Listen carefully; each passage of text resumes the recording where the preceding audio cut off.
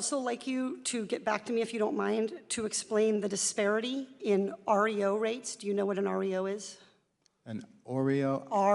No, not an Oreo, an REO, R-E-O. Real estate? What's the O stand for?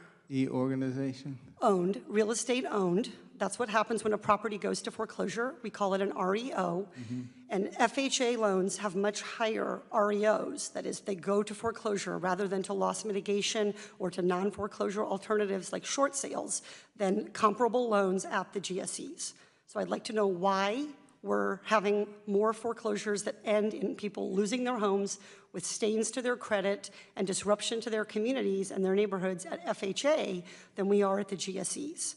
I would be extremely happy if you'd like to have you work with the people who do that. Well, Mr. Carson, respectfully, that was my day job before I came to Congress.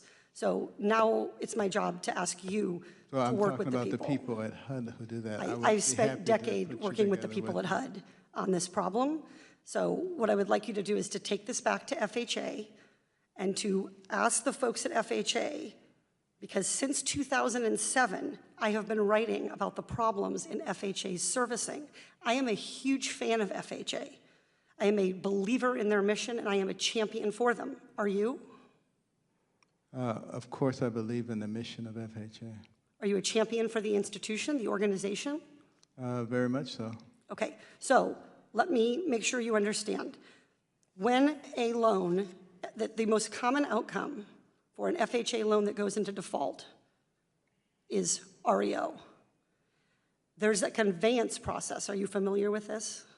I know about the conveyance. All right, so let me ask you about conveyance. What actions is HUD taking to change the conveyance process at FHA to address the loss recovery differential between FHA loans and GSE loans? Well, again, you're getting way down in the weeds here. And yeah, because it's real American people are out of their houses, so they are literally in the weeds when they are foreclosed on. Understood. And I'm very happy to put you in contact with the people who deal with that. If I got down in the weeds on every issue, I wouldn't get very far. Okay, appreciate it, but this has been a problem for years. The Urban Institute issued a major report on this, and I will be happy to send you a copy. I appreciate you bringing it to my attention. I want to make sure let me ask you this. Given these problems, the outcome is that FHA is the leading cause of blighted homes in the United States.